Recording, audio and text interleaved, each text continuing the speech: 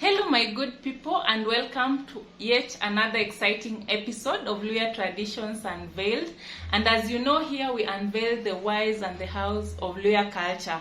My name is Nakimo, and today we look at the Luhya agriculture, from the way seeds are grown to the joyous celebrations during the harvest. We are going to explore how farming isn't just about food in the Luhya culture, but rather it's a story woven in history, beliefs, and celebration. As I had mentioned earlier, in the Luhya farmlands, planting crops isn't just a task. It's a journey through time, and we look at the unique and fascinating ways that Luhya people sow their seeds for sustenance. One of the ways, and that's what we are starting with, is the traditional techniques that they use, growing crops the Luhya way. The Luhya people of Kenya plant their crops in a special way. They have been doing this for a long time, and it's not just about putting seeds in the ground. It's like a dance with nature.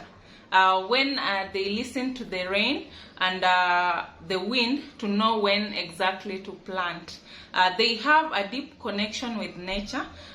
Imagine it like a beautiful song where they understand when it's time to plant by feeling the rain and listening to the wind. They work with nature and not against it. The Luhya people in their agricultural practices employ various methods that have been handed down through generations. These methods go beyond the basic act of planting and are deeply intertwined with their cultural identity. While specific details might vary across the various sub-tribes, I'll share with you some of the general aspects of this. First of all, they are guided by nature. Let's look at the rhythm of the rain, where the planting season is normally synchronized with the rainy season, ensuring natural irrigation for the crops. Whispers of the wind.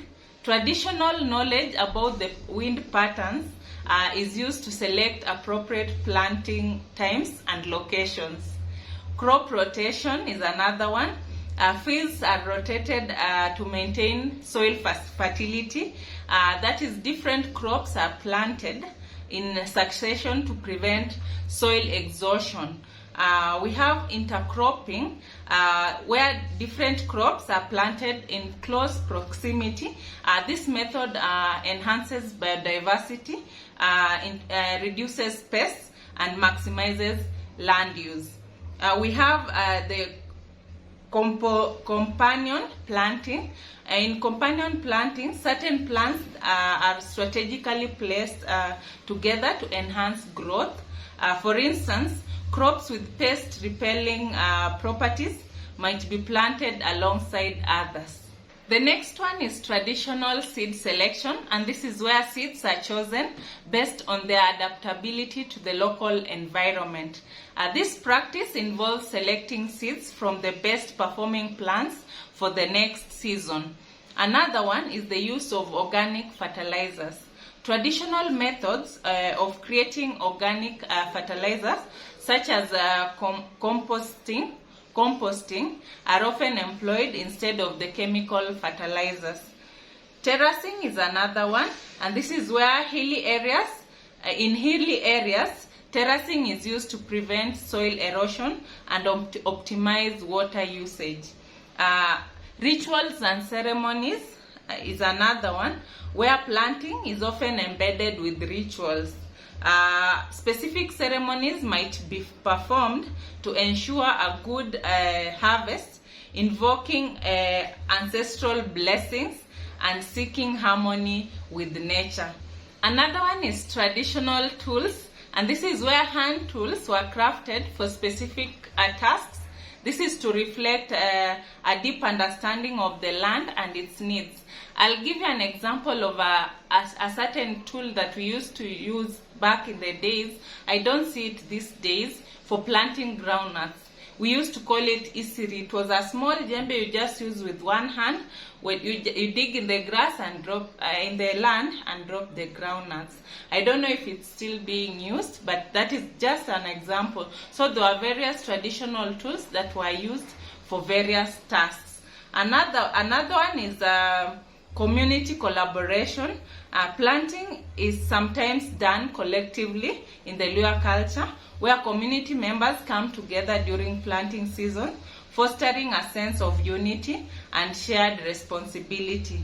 These methods, in a nutshell, are not just about efficient agriculture. They represent a way of life, a harmonious relationship with nature, and a commitment to preserving the cultural heritage of the Luhya people. Secondly, we'll also learn that seeds tell stories in the planting season, that is in the Luhya culture. In the big Luhya farms, planting seeds is like telling a story. It's not just about putting the seeds in the ground, it's about sharing tales of strength, change, and the smart things learned from ancestors. Each crop is like a thread that weaves into the story of the Luhya people. There is symbolic significance of the various crops that are grown by the Luhya people. The very first one is maize, which we normally call as amatumwa in the Luhya culture. It may differ slightly depending on the sub-tribe, but it will not be far from that. So amatumwa, which is maize, is not just food. It's a sign of staying strong when things get tough. When maize grows, it's like the community is saying, we can handle anything. The second one is sorghum, which we normally call as vure in the Luhya language. Slightly differs depending on the sub-tribe, but sorghum is like a superhero plant. It can grow in different places, showing how Luhya people can adapt to anything. Another one is legumes. Legumes are plants like beans, groundnuts, peas, and such like. And these are the good guys. They represent the good guys. They make the soil better for the next batch of crops. So it's like the Luhya people are saying, let's leave the land good for our kids. So they are preparing the land to leave it in a better place for the future generation. Next, we have the root crops, and these are foods like cassava, potatoes, yams, and such like. So these are anchors. They keep the Luhya people connected to the earth and reminds them of their roots and stories. The pumpkin is another. We normally call it as riondo in Luhya. A pumpkin is like a treasure. It grows a lot, showing how good things happen when Luhya people farm. Another, we also have, apart from the various crops, we also have planting rituals. Putting seeds in the ground is like a special ceremony. It's a way of talking to the past, the present, and the future. It's a promise to keep the Luhya. It's a promise to keep the Luhya way alive. Seasonal stories. Every time seeds are planted, it's like starting a new chapter of the story. From waiting for the rain to singing while planting, all the way, each season has its own tale to tell. Harvest festivals. Harvesting is not just picking crops, it's a big party. It's like the Luhya people celebrating stories that have been growing in the fields. Oral traditions. Elders tell stories along with planting tips. It's like passing down tales with each seed, making sure the story of Luhya farming stays alive in words. Family legacies. Choosing which seeds to plant is not random. It's keeping the family story going. Each kind of seed holds the history and the likes of families who farmed before. We can conclude on that and say that in the fields where seeds go into the ground, It's not just a plant thing. It's like a storytelling time, talking with nature and promising to keep the lively stories in every planted seed. The third and last one is passing down planting wisdom. Planting is like passing down a family treasure in Luhya culture. It's not just about showing kids how to plant. It's about sharing something special, something that keeps families strong and connected. We have planting as a ritual. Planting seeds is not just a regular thing. It's like a sacred ceremony. It's a way of talking to the land, saying thanks, and keeping the good cycle going.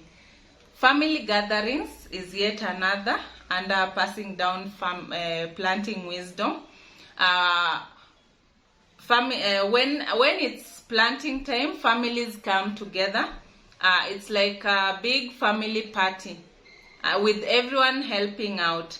Kids learn by doing, and that's how the planting stories continue.